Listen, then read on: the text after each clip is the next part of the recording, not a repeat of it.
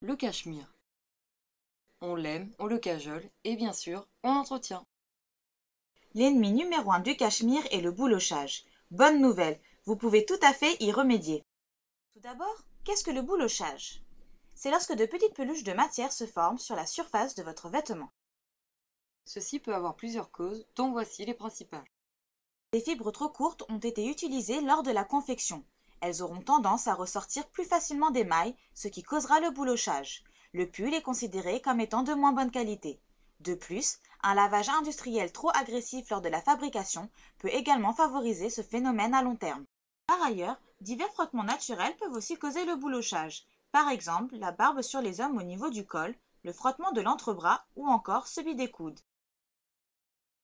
Enfin, le boulochage peut également être dû au frottement répétitif de votre cachemire sur d'autres vêtements ou objets, notamment des doublures de manteaux très rigides ou très épaisses avec un zip.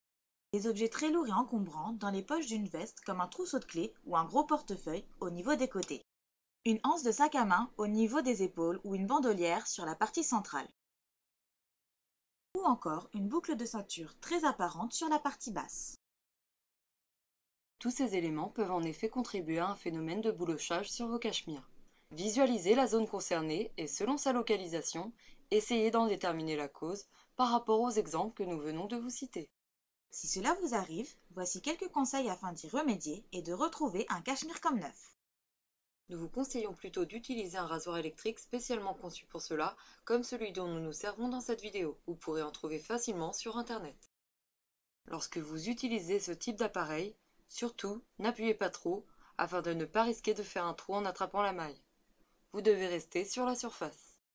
De plus, l'utilisation de ce type d'appareil doit rester occasionnelle afin de ne pas trop affiner votre cachemire car vous retirez tout de même de la matière.